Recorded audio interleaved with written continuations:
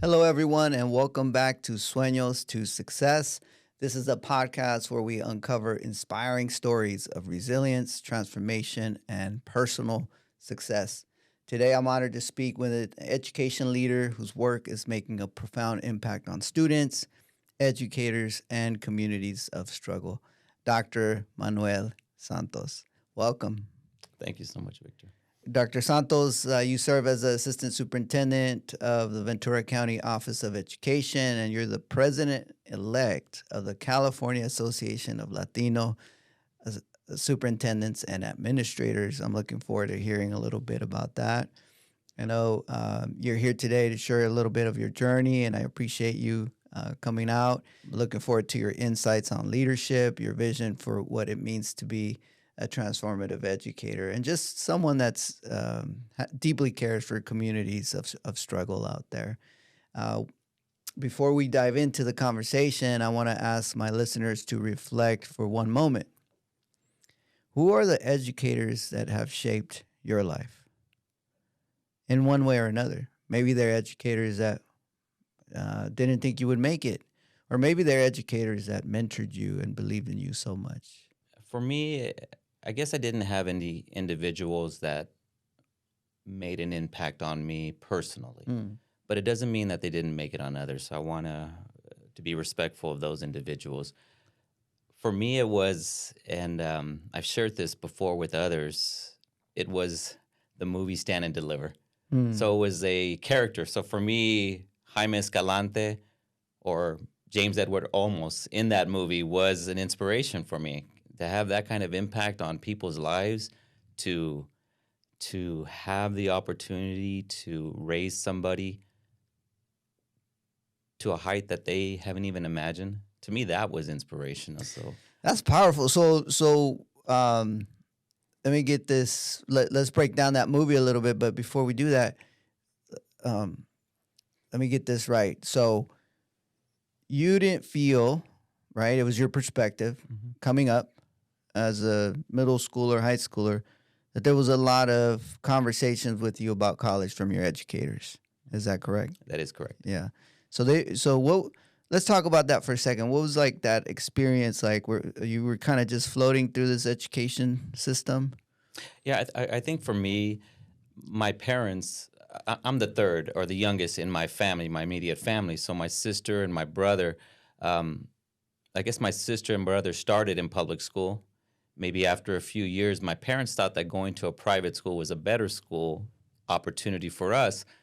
The interesting thing, growing up in Bakersfield, California, Central Valley, we went to Our Lady of Guadalupe, which is a more humble school, very few students, and it was run by nuns.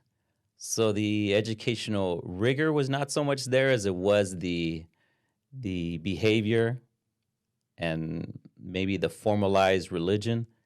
And so we weren't talking college. We were talking about behaving yourself. We were talking about kinder through 8, just focusing on what does God say. And there's a place for that.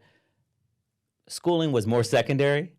Yeah. And then so you look at that, when you go to a school with only maybe at the most 200 kids in the whole school, and then you go to public high school, of course, you're going to fall between the cracks. I don't really have many friends. We're very business oriented, at least my family was.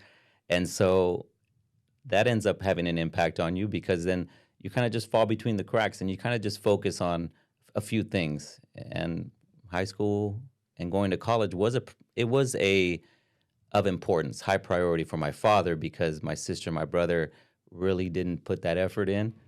And for me, I was their last hope. And so that's where college came in. And had it been for some opportunities playing sports, I wouldn't have gone to where I went. Proud alumni of California Lutheran University. And I did everything there. I did my bachelor's, master's, and doctorate. So I guess I'm their poster boy, and I owe them lots of money. So please stop calling me. I'm going to pay that bill back. But nevertheless, it was an opportunity that worked for me. Yeah. So it seems like that early trajectory in education, it was more of the spiritual character building and discipline, self-discipline, and learning religious lessons, which, as you mentioned, there's a place for that. And then there's sort of like believing in you to go to college, believing in you to make it to that next level, even though maybe your family hadn't gone to college. And now you have your dad saying, "Hey, you're the one that's gonna make it," and that kind of just planted the seed in you. I know that you also grew up kind of, as you said, business oriented, meaning you were working lots of jobs, your family was working lots of jobs. Tell us a little bit about You that. know, it's interesting. Like, my parents or my father, he's a Cuban, Cubano. Um, Strong work ethic. He used to work in a radio station, so he was on the morning show, and most morning shows have that goofy character that is always making things inappropriate, more double entendre. That was my father. He was that guy, and he did that every morning. So he was in the morning, and then we would run a movie theater. So I was a box office, the cashier.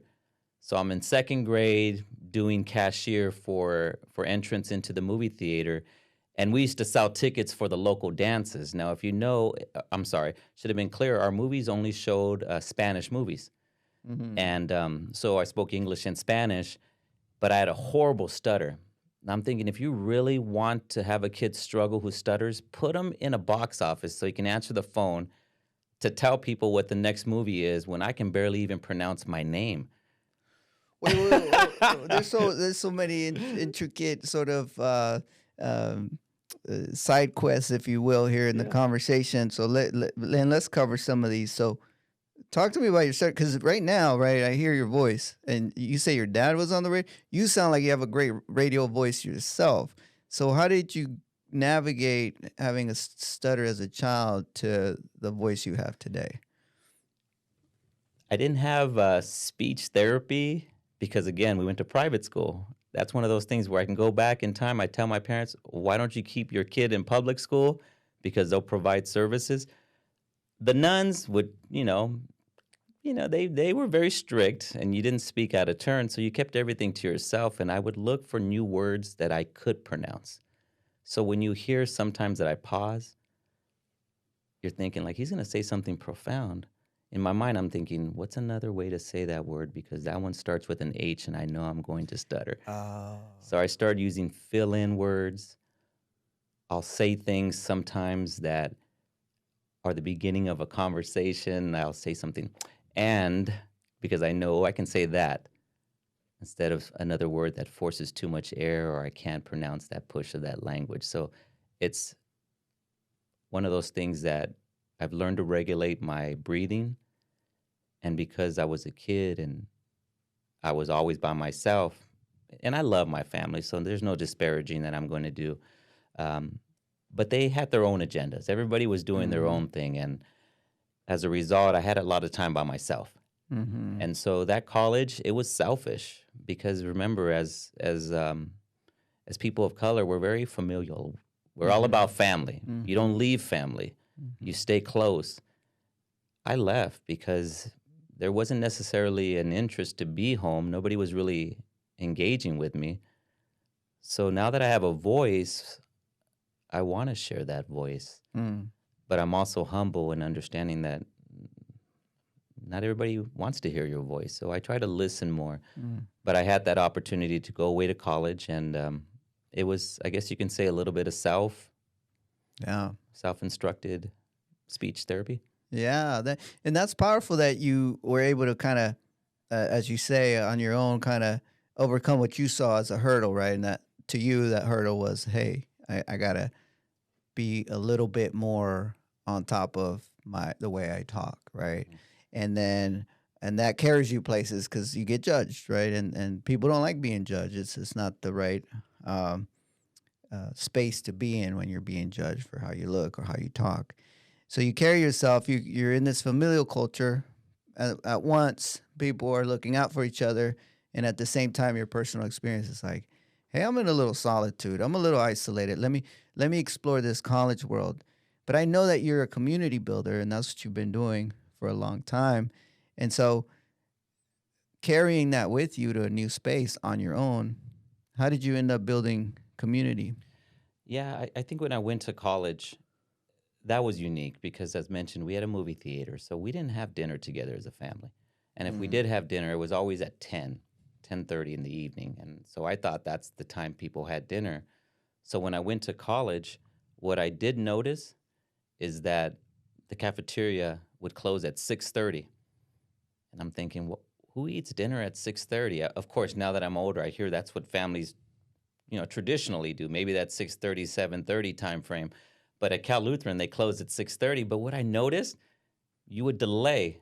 Like, let's try to get in there at 6:20 so we can stay there while they're cleaning up. We can still have food. And at Cal Lutheran, a lot of the people of color all went to dinner at the same time. Oh, interesting.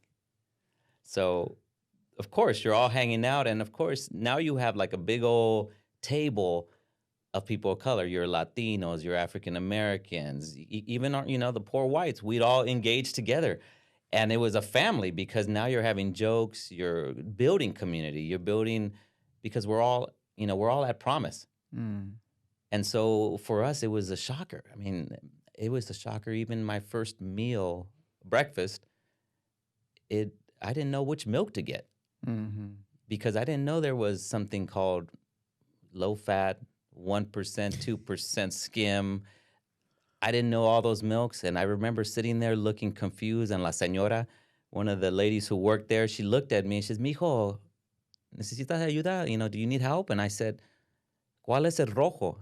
The translation, which one's the red? Because if you notice, milk has the colors on the top, and the red label was whole milk. That's what we bought. So I didn't know what you called it, but I guess it was whole milk. And she helped me. But to have all that food, college was a wonderful experience. And I think all of us at that 6:20, 6:30, we loved the hot food, the cold food, the cereal. Yeah, we weren't very good with the salad. We saw the salad bar as just an opportunity to get the pineapple and whatever it was that was the fruit, but we didn't eat many greens. That's a fascinating story about learning a new cultural world when you've come up in a working class community like Bakersfield and in a working class family, and you show up to a middle class enterprise. The university. It's got the big hallways, the big, you know, the dorm rooms, the middle class students, and then all of a sudden, of course, people have different perspectives on the food at college itself. But I remember too, like when I got to college, and I'm like, man, I get to eat like all you can eat, like a buffet, like Hmm. every day and every night, and I was all excited. After a while, like everyone else, I got tired of it, but just seeing all of that abundance, and then also though remembering that in the past, right, the people that I left behind, they don't got the abundance. So I'm lucky to be here. I better make use of this and take advantage of it. Yeah, I to this day, I've never talked about the food like that to this day. So if you ever invite me somewhere or any university out there, you call me, I'm coming because of the food. If you just pay for food, I don't even need to be compensated. I'm all about the food because there's something about a meal. It's not only is it a free meal, but a meal that's hot and college, you're right. Having to not worry about who gets in the shower first because there's not enough hot water. Water runs freely, and then we were at a university that allowed us to control our thermostat. So when it was cold, it was at least 85 in the room. When it was hot, it was in the 60s, and it was freezing. And Yeah. to not have to pay the bill, I took advantage. I think I stayed an extra year for my teaching credential, and it was to this day just something that I even tell my children who never experienced that. Yeah. As we mentioned in terms of first generation, my kids have been blessed with the opportunities because of the commitment that I made to school. Yeah, so education is the way, and we'll talk about that in a minute because, you know, a lot of times, we lose hope in education. It's too expensive. We're going to end up in debt. You hear all these terrible news stories about how everyone's in debt because of they went to a 4-year college, or you hear all this sort of talk from people about how it's not even worth it, and why would you go to college if those credentials aren't even worth that much? But there's so many of us that because we went to college, we've been able to achieve success in life and being able to bring up our families in a different way than we came up. So for me, education is the way, and I'll make that argument any day, all day, that when you get yourself a 4-year degree, you're going to be a lot better off than if you hadn't gotten that degree. And the numbers are out there, the statistics are out there in terms of people with 4-year degrees more likely to have a job when there's a recession, more likely to do well health wise, live longer, have healthy relationships. So, for those of you out there, that 4-year university is really a life changer. I know it has been for me.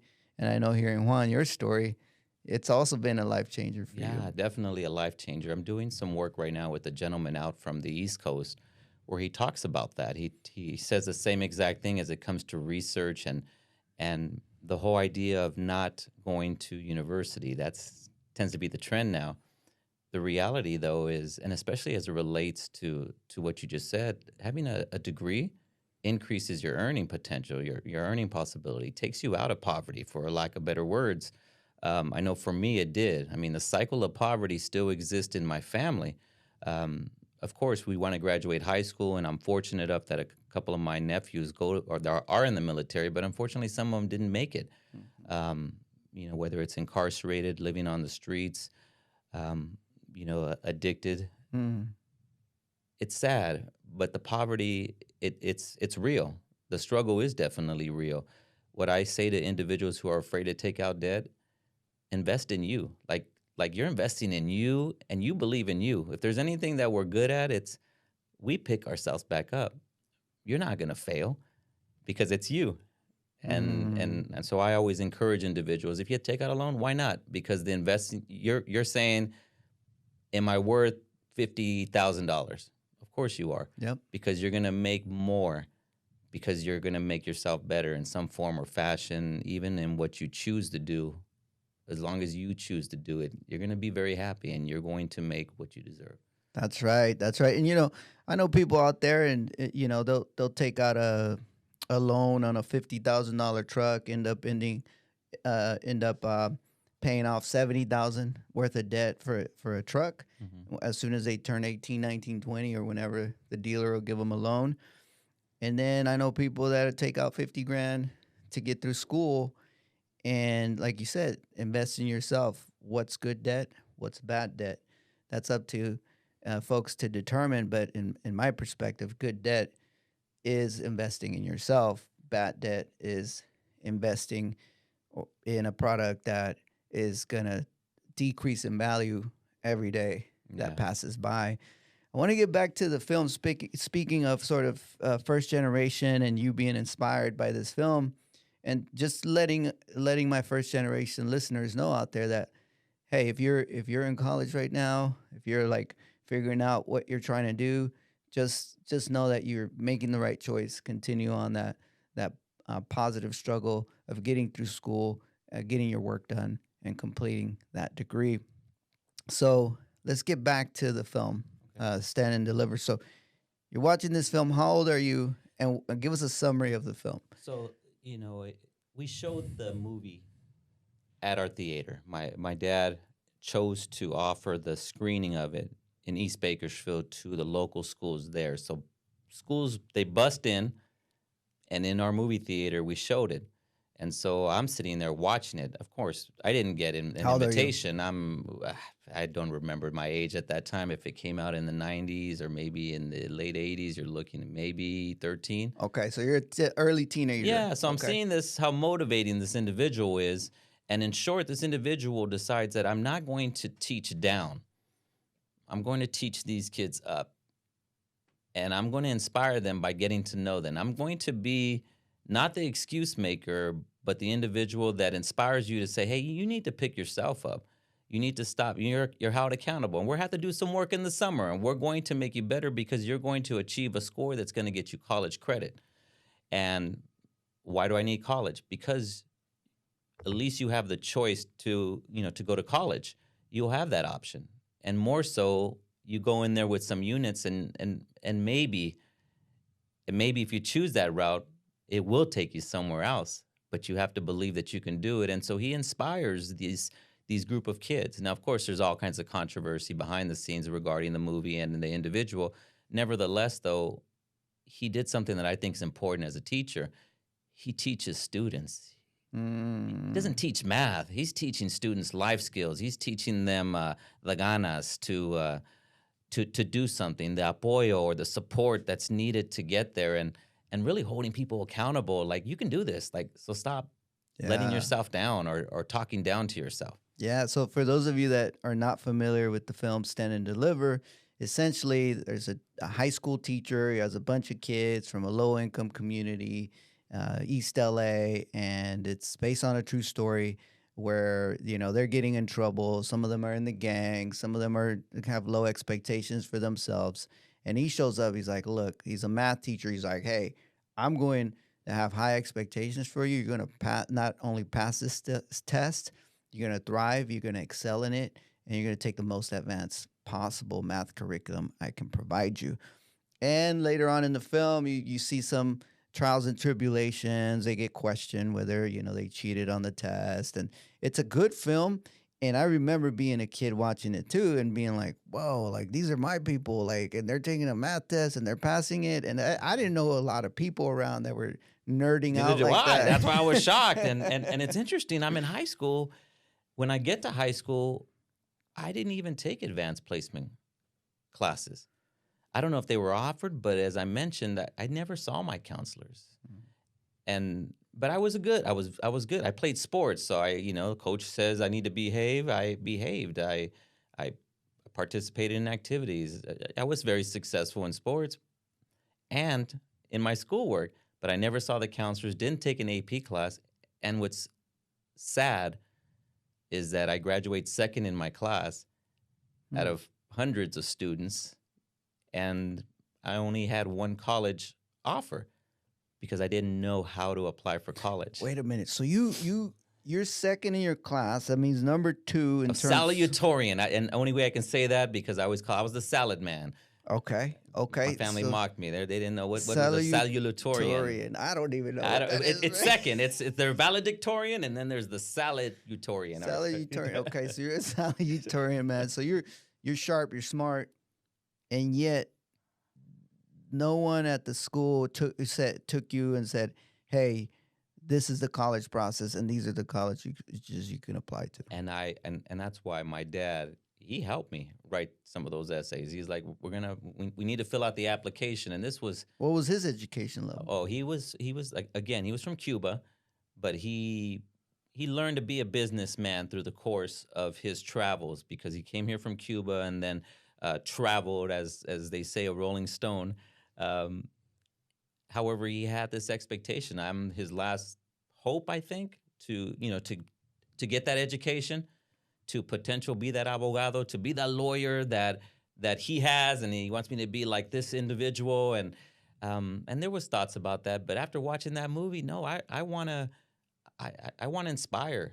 Whoa! So the movie not only drew one trajectory out for you that was very concrete. It was like, hey, he's sending these kids off to college. Maybe I can go to college. And number two, you were like, hey, I kind of want to be a teacher to inspire others like this guy in the movie. That and my other thing that my father wanted is, hey, you want to make sure you get a job with benefits. I didn't really know what that was, but I know it was insurance. And he's like, you got to make sure that you can go to the doctor. And if you can get, throw in some eyeglasses in there, you'll be set there. And also to go to the dentist. So those were things that were huge for me because as sad as it wasn't until maybe about 2 years ago that I had my one tooth that was oversized in my mouth replaced. But that's the tooth that I got when I was a kid. So you can always imagine, had like one buck tooth. But nevertheless, that's what college and education provided. It was those opportunities to have that medical coverage. It's huge.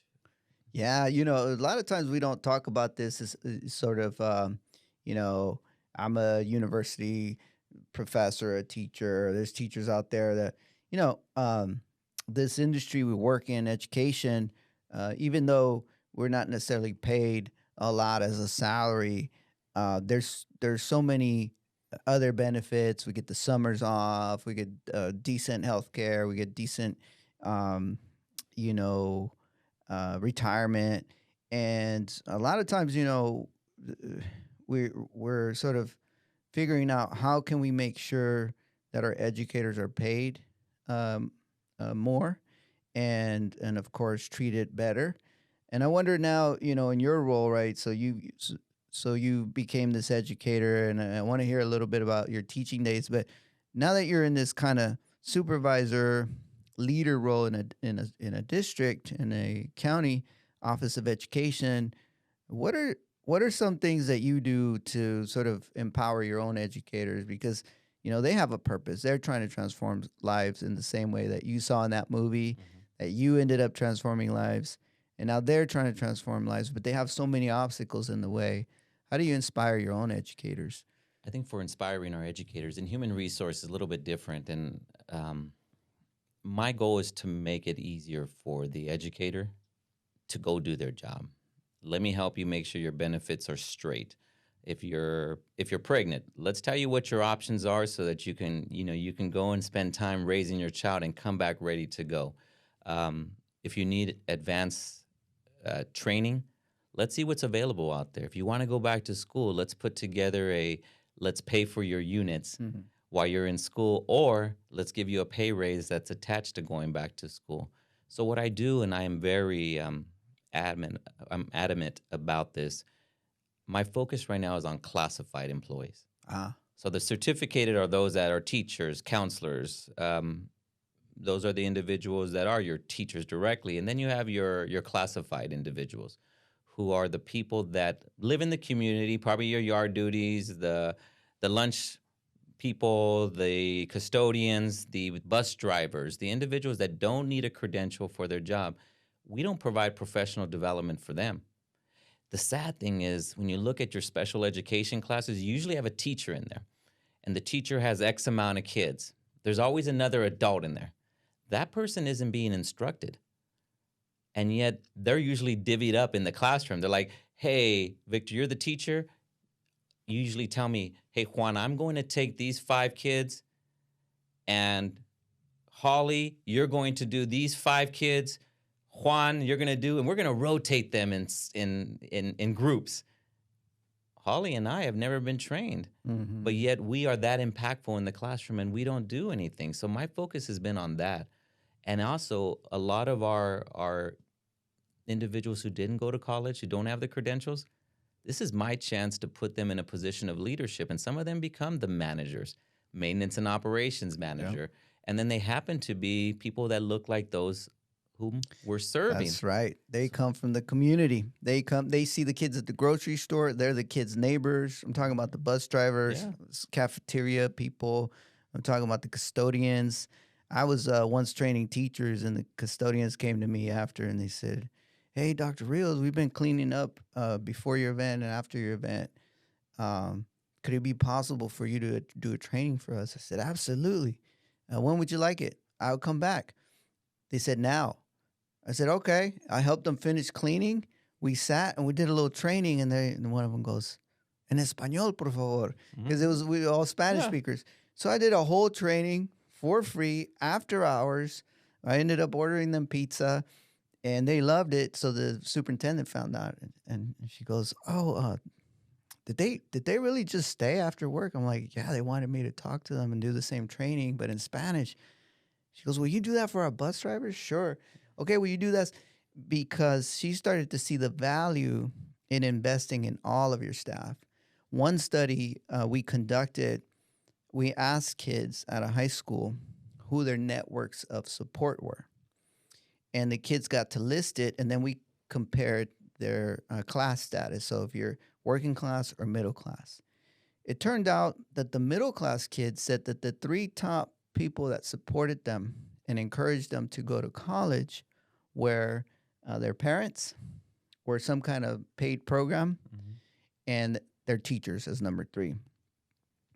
The working class kids told us that it was a sibling or friend that was encouraging them to go to college, um, government sponsored program like Avid or another trio program like that.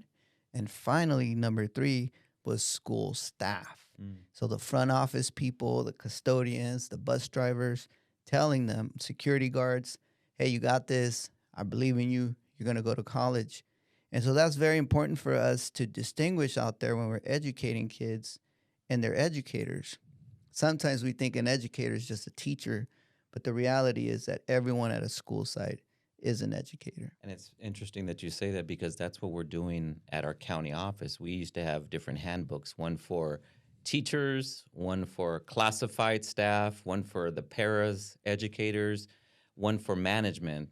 And I asked our deputy superintendent, and she was on board. Can we just call us all educators? And she was like, yeah. When you start distinguishing, in short, you're creating a caste system. So let's remove that system. And then from there, let's provide them professional development. And then when they become leaders, they should be going into organizations, which we're doing now for CALSA, which is we're moving towards a classified strand. We want the leaders because, again, these individuals have not been able to develop their leadership style because they're not like the other administrators who have gone through an administrator program and they know the difference between transformative leadership and all those types of different leadership out there, servant leadership. Let's learn from them and then let's develop them and give them the same opportunities and make them better. That's right. That's right. And in a minute, I want to talk about this powerful California-wide organization that you're helping to lead, CALSA, California Association of Latino School Superintendents and Administrators. I wanted to talk a little bit about this idea of sort of if we could create, right, a perfect teacher, right? If we could think up an ideal dream teacher, if you will, someone that's changing lives every day, let's think for a moment what those characteristics would be like. And meanwhile, I'll talk a little bit about my own teacher, Miss Russ. Some of the audience knows that story. She took me off the streets and she shipped me off to college. And one thing about my teachers was that she knew how to connect with students. She made us feel heard. She understood where we were coming from. And this isn't just some teacher being nice. This is like all research-based, evidence-based strategies she was using. Maybe she didn't realize they were research-based strategies. But for instance, the study in the Journal of School Psychology found that positive teacher-student relationships can improve academic outcomes by 25% and reduce behavioral issues by 15%. Another study in Teachers College Press found that culturally responsive teaching increases student engagement by 30% and enhances academic performance among marginalized groups. And, we just have to reflect that culturally responsive just means understanding the culture you're teaching. My teacher, Miss Russ, understood we were working class. We were from a familial culture. And so when she talked to us about college, she was saying, hey, you want to help your family? You want to help your community?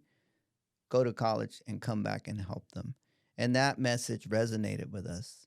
Another study in urban education found that combining high expectations in high school with high emotional support increases graduation rates by 20%. So you combine both of those. You mentioned in the film there's this elevation of the teacher saying, you guys are going to make it, and I expect highly of you.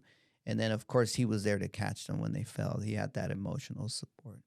So if I could describe the characteristics of a dream teacher, I would say it's a teacher that a student feels that they have their back, that they're there to support them, while also having the high expectations and high emotional support. So what about you, Dr. Santos? What would your definition of a dream teacher be? Mine would have to live by the motto that I pretty much surround myself with, my mantra, which is be your best. Meaning that when they have a conversation with that individual, they can't be somebody else. I want you to be the best version of you. And then from there is, what does that best version look like? And that's when you provide them that opportunity to explore, what is it that you're going to be? And they're like, I would like to be. Well, when you're that, and so you're playing, for a lack of better words, that whole Jedi mind trick with them. And I did a dissertation where I focused on intrinsic and extrinsic motivation. Mhm. And I was able to get some significant data that shared that there is a correlation, there is a statistical correlation when you give extrinsic motivation to an individual and you build on that, eventually that turns into intrinsic motivation. So when you can start having them believe that it's their idea, like I know you're going to become a stronger reader and a stronger writer. Nah, that's not me. Nah, no, you definitely are. And when I did Upward Bound, which I know you had done, and when I was a teacher in the summer, again, hustler. Thank you to my father for all the jobs, selling paletas at dances and all that. It's another story. But when you start giving people opportunities and you show them like, you got this. This is a strong sentence. This one needs more work. I'm not doing it for you. You're going to go back and do it. Give me the answer. No, that's the easy thing. I want you to learn, struggle with it. When they get it, I knew you can do it. Then like, yeah. And eventually it's like, I did that. And they're like, no, I put the work in. This is my work. And when they start telling you that, you turned it around. Like now they believe they can do it. And I'm not responsible for their success. They are. Wait. So let me see if I get this right. So in your study for your doctorate degree, Middle school.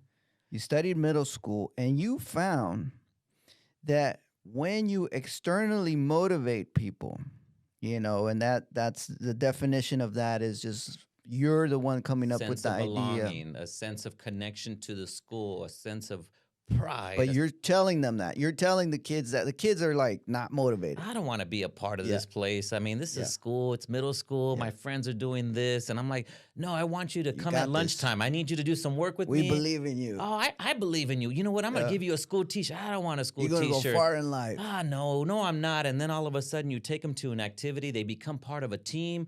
They do a spirit night. All of a sudden I'm inviting them to be part of the tug of war team because they're big and strong. And at some point, and they win. It magically becomes intrinsic. I start wearing my shirt to school on Fridays. I start participating in your lunch activities because you're giving away cash. At first, it became about cash because there's nothing that motivates a child more than either candy at middle school or money. But let me say something about this. A lot of times, in a lot of places I've been, there's this common misperception by some administrators. We can't provide them too much extrinsic motivation like candy, like rewards, like money, because then they'll never find intrinsic motivation. So the fact that you're saying, hold on, it is a very act of providing people with consistent extrinsic motivation that then one day leads them to all of a sudden be motivated on their own. And I tell this story about this one kid I met, and he rode his bike 40 miles to get to school. It's a long story, but all to say that I asked him, why'd you do that? No brakes, crazy road with cars going, 60 miles an hour, and no bike lane. Okay, this is in a rural community. And he goes, my teacher. And then he starts to break down what his teacher does for him. He's a lifesaver. He's there to support him. He's got his back. So your dream teacher is someone that's going to develop a sense of intrinsic motivation in the student, so much so that kid knows he needs to get home. And home, in this case, it's school, it's that classroom, is that teacher. Exactly. And then it goes even one step further. They don't want to miss, like you said. They want to be there. And then they see the success that comes with it, what attendance goes up. All of a sudden, homework starts getting turned in. That grade starts changing. Now, all of a sudden, they start seeing for the first time a high score. And I'm talking reverse the language. It's like, what did you score? A 42. And they're like, oh, most people put an F. No, it's 42. You got 42%. Right. And, that's a big start. Now, let's do it again. Let's see if we can get that up to 60. And then mastery learning. Exactly. Yeah. And then from there, it becomes theirs. I want to be there. Mm-hmm. I want to be a part of it. I'll do anything for you. Hey, how about finishing this paper and we can do this activity that will be fun? It is a beautiful thing. Amazing. So being your best. And what I found out is kids kept on coming back. They want to hang out at lunch. They want to start telling me more problems. And that's when I decided I need to get a counseling credential. Let me go back because these kids need counseling. Wait, you got a counseling credential? I do. I have a PPS, Wow. and I wanted to be a counselor. I was going to be a high school counselor. I had this idea of what I wanted to do because I wanted to increase my impact. When I'm seeing 150 to 200 kids a day as a high school counselor, maybe I can start seeing all 2,000. Well, eventually some administrator of mine, a principal, said, hey, if you really want to counsel, be a principal. Wow. Because then now you get to run the school and you get to be everywhere. And that's why I said a lunchtime activity where kids are not, quote unquote, behaving. They're not behaving because we don't offer any activities for them. So yes, I would do all kinds of ASB games. I'm a big person in that. That's and perfect. it became fun. So lunchtime, it's like, what are you giving out? I'm giving away money today. It was my own money, but it wasn't. And eventually it became part of the activity. They didn't win, but there weren't fights. Because they were so focused. They were so focused on trying to make that money. Yeah. I'm going to make that money today. And I'm like, you are. You better win Huggy Bear. If you don't know what that is, you got to look it up. But it's a great activity. And these kids now, and I did Huggy Bear. Let me explain it. It's a game where you yell out a number. You have a mob. I'm talking, you're looking at a lunchtime about 300-400 kids who want to play. And then we say Huggy Bear 4. And all of a sudden, 4 people have to hug or at least touch each other. But now all of a sudden, you have to understand the mindset I'm playing here. Remember that whole concept out there that if a baby's not touched enough when it's born, what happens to it? It passes away. When kids start touching each other, it breaks the ice. Now all of a sudden, they start seeing each other differently. Like just because we're different color skin or we come from different backgrounds, that's now gone. We're all about Huggy Bear. Now it becomes like, I know Victor or I know Holly. I was in Huggy Bear. Like, oh, that's the girl that. And then you start getting to know their name. And then you start making plans like, hey, if it's Huggy Bear 5, Holly, you're with me again, but we're going to add that person. Now they're playing strategy and they're learning people's names. That's beautiful. Community. People are so afraid nowadays. It's like, oh, you got kids making physical contact with you. We're talking about supervised, right? Community viewing the whole event. Kids providing each other support. Yeah. And you're right. There's so much research when 2 human beings make some kind of contact, whether it's just a quick hand hold or a tap, just a touch, or maybe. a hug, a side hug. Okay, side hug. The endorphin levels, the chemistry in that person's kind of brain starts to develop. The dopamine starts to like push out, and all of a sudden you're feeling good if you were feeling down. And as you mentioned, a lot of these babies out there, all the way to age 18, they don't get enough of that, whether it's at home, whether it's in the community, just people letting them know you're a failure, implicitly or explicitly. And all of a sudden you got them doing an activity where they feel part of a team, where they're bonded, and they, get some side hugs going.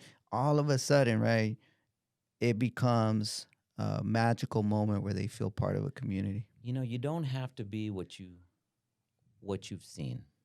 And I share that because I know for your audience, hopefully there are high school kids out there. My father's not a hugger. He's not even a conversation person when it comes to his own kids. And love my dad. He was born, Cubano. And I remember I just wanted to hear him say, I love you. So throughout college, I would call my, Oh, hold on. Sorry. Did he ever, how old were you when you first heard him say he loved you? Wow, that's what we're getting here. I didn't remember. So in college, I'd call every, week to call my parents. And it's funny because I'm so self-driven, or was, to get good grades. I'd call and be like, oh, I got a C on my test. I'm so disappointed. And they're probably thinking like, you're in college, man. Like like, what do we care about? I'm sorry to let down the family, this and that. And I say, all right, I love you. All right, bye. He'd hang up. And then I'd call often to talk, to the family. Hey, Dad, how you doing? He's like, all right, here's your mom. Every time. All right, I love you. One day, I'd keep telling him, I love you. All right, bye. All right, bye. Probably my senior year. All of a sudden, all right, Dad, I love you. Love you too. Hung up. I'm like, how'd that feel, man? Oh, man, It's everything like I said, you don't have to do it. So like with my son, and Every it's day. hard raising children when you don't. I Yeah. think I felt more comfortable raising my daughter than my son because I'm Same thinking I'm just here. trying to make her tough. I named her Trinity, and everyone's Yeah. like, "Ay, you're so religious." That Catholic school? No, I saw The Matrix. I wanted her to be like that character, and I'm telling you, I wanted her to be that bad. But it's like raising her to be tough, Yeah. and to raising her to be smart, and you be you. But my son, it was different. But I love you, mijo. I'm trying to be as affectionate, but sometimes I catch myself. But like I tell your listeners out there, you can be what you don't see. Yeah, we got to break those generational kind of chains, really. I mean, we have generational wealth, which Mhm. is, you mentioned that we get taught, echale ganas, like Mhm. work hard. And I know you had multiple jobs. You probably still are always constantly working, and it's you don't consider work a 9 to 5. You're always working. And that's been my ethos too, man. Like I got multiple jobs even to this day. And that's because I was brought up in that way, working class. And you know, that's the wealth we get from where we come from. But sometimes there's some curses, and those curses we got to break. The curse of, hey, the women have to do this, men have to do this. Women can't go to college, men can, like that kind of stuff that happened back home for me. My daughter's got one of them just got back from Chicago. She went to school in Chicago. Go Congratulations. ahead, mija. Like you, I got your back. I went to visit her, man. She took me to the metro right in the corner of her house. Uh-huh. And I get down there, and 20 teenagers are popping off, man, on each other. Bah, bah, bah, bah. One of their yellow Crocs goes flying in the air, and the entire like metro kind of riders are just like, the everyday citizens are just kind of walking away from the fight.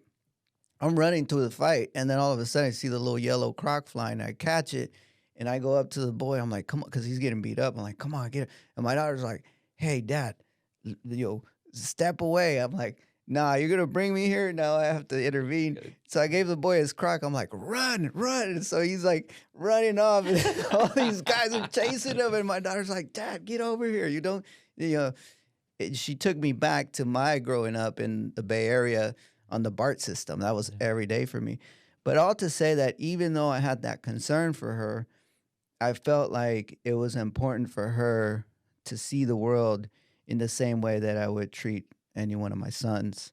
I have a 14-year-old son, and if he wanted to go explore the world, I'll let him explore it. But both of them have to know to be safe, both know how to help others, and how to carry themselves in multiple environments. So breaking those curses, I think, is important because now you get to raise a generation that is more empowered and more healthy than we were. So, I had my mom on here on this podcast a while ago, and we talked about this connection we had when I was growing up. Same thing. I was always waiting for her to say, "Hey, I love you." And this is my mom, right? But she was trying to teach us to be tough. So thank you for sharing that, because a lot of times I think for folks out there, maybe we're just waiting for that moment where someone we deeply care for reciprocates, say, "Hey, I love you."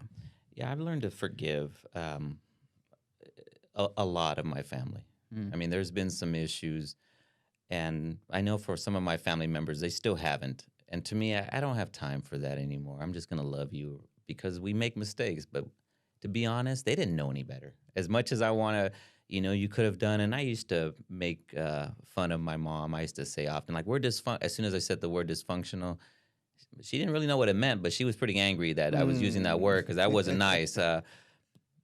However, you don't always have to be dysfunctional. I mean, you can just take some time to reflect. Like, that's just the way we grew up, but it doesn't have to be who you're going to be. That's right. And that goes with school, learning from people like yourself. The more people I can get in front of, and that takes me back to CALSA. When I first went to this organization, I've never seen so many Latinos and Latinas professionals.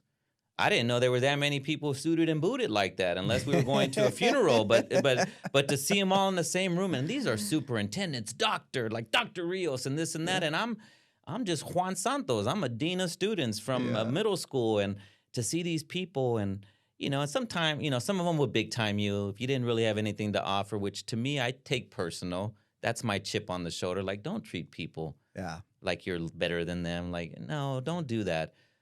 However, the majority of them, they just showed love. And to be in an organization where everybody wants to see someone succeed and they're willing to share the potholes, this is what you don't avoid that hole. Yeah. Or hey, this. And mind you, we come with chips on our shoulders. A lot of us who've made or have been successful personally, that we get in our own way. Yeah. I'm gonna fight the system. Yeah. Sometimes, you need to learn the politics so that you can change how the Yeah. politics are run. Let's talk about how important and the context of the California Association of Latino Superintendents and Administrators is. It's a historical legacy organization that started a few decades ago with just a handful, because at the time there was only a handful of Latino superintendents and administrators in the entire state. And this powerful group decided, hey, we have to be visionary. We have to create a pipeline of new administrators that are Latino or that care for Latino populations, and let's support them. Let's nurture them. And then this organization all of a sudden grows, and it has become this beautiful, flourishing enterprise that is helping teachers that want to become principals, principals that want to be superintendents, become superintendents. I've had the good luck of being part of this organization over the years and meeting wonderful people like yourself. You're the president-elect, and so I'm just thinking, in terms of the context of close to 60% of California school students being Latino, while less than 30% are of all the teachers in the state are Latino. And then if you boil it down to administrators, that number is hard to find, but it's a smaller number. I would gather maybe less than 15% of school administrators in the entire state are of Latino origin. And so the importance of this organization in our times when our population is growing and has that need to be understood is so important. How does it feel? I mean, here you are, this kid at the box office taking tickets and watching films that your dad is showing to the Latino community, and now you're running this statewide organization. I often tell people, that and my ID still only gets me one book at the library, and I still owe for that one, so they're not even letting me take them home. No, all jokes aside, it's an honor. It's an honor. And what you just mentioned there is important for us. First, we need to get our statistics right. And what I mean by that, we don't have any. Yeah, we don't. We don't even know how many Latino superintendents there are. And we have the opportunity, and we're moving in that direction of actually calculating our numbers.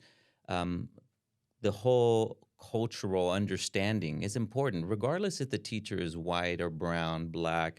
It doesn't matter who they are. If you have an understanding of that cultural proficiency, we can teach the kids. The kids that are in public school, they don't have a choice. Yeah. And I say that because it's not only just serving those 60%, but it's serving all the kids. And you know what most of these kids are missing? Green. Yeah. They don't have money because they would leave to another school if supposedly that's better. So our opportunity here is not only to educate the next generation of leaders, but also to produce results, which we have. We know what works in our community. But the next iteration of our organization has us getting that information, developing these next generations through our mentoring program, through our leadership academies. We have, many academies that are out there, how to teach students of a second language, which in reality is good teaching. Anyone who can teach a second language learner and all of the different instructional tools for that, that's just good English teaching. If we teach you that, our teachers, regardless of what English class you're in, you're going to get stronger. We raise expectations, and it's so great to see many of our schools are starting to go with dual immersion. So we're about reinforcing that, and you're right. Our organization has been responsible for the creation of organizations like the national organization, ALAS. A lot of our leaders were the ones who helped develop that. We have the development of KEPO, which is for Asian and Pacific Islanders. The developer of that was in our mentoring program and came from CALSA. And we support, we have, it doesn't matter. You just have to have corazon. So people often ask me, hey, do you have to be Latino? En corazon. You just have to be, you have to love kids. You have to love wanting to serve kids. And going back to your comment that you said earlier, you know how people say, intrinsic, we can't do, everything's not intrinsic, or you can't do that. Or you can't do the extrinsic. People work for money. Yep. So don't tell me like, oh, these kids should just do it for, the intrinsic motivation. Well, if that's the case, why do you work that job? Now, mind you, I also understand the fact that people don't leave jobs for more money. They usually leave because of leadership. Yeah. We're developing leadership in our principals and our administrators and our superintendents. And what companies and what Fortune 500 companies want, which is where we're going next with the organization, is our students should not just think about college. We should start preparing them for running Fortune 500 companies, because you have many consultants out there who are asking, how do we motivate our Latino employees to be a little bit more, share their accomplishments? Because we don't share our accomplishments. No, earlier we were talking, I was like, hey, man, you got all these powerful stories. And you were saying like, yeah, I'm just a little humble about it. I think it's part of our ethic, our character to not flaunt. But then if we don't show some light, how can others have a guide who also need that motivation and role modeling? Yeah, and that's one of the other things is we're starting to do something new in our organization called the CALSA Experiencia. Let me explain that.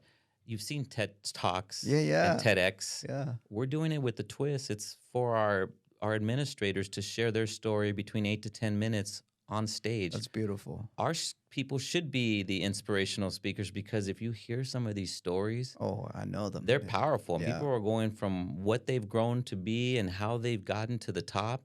And we're just touching the beginning. We're trying to support everyone. That's amazing. So they're going to hear those stories here coming up soon. I can't wait to see that.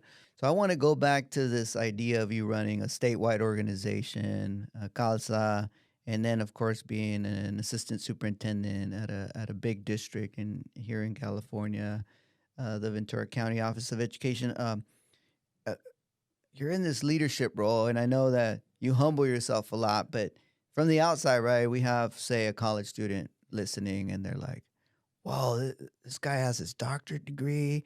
He has his counseling credential. He, has successfully raised a family. You have a daughter at UCLA. Woo-hoo. Yeah, go Bruins, I guess. It's okay. I went to Cal Lutheran, so, I'm a hater, but, I went to Cal, so, I have to say that. And then, and you're doing all these great things in the community.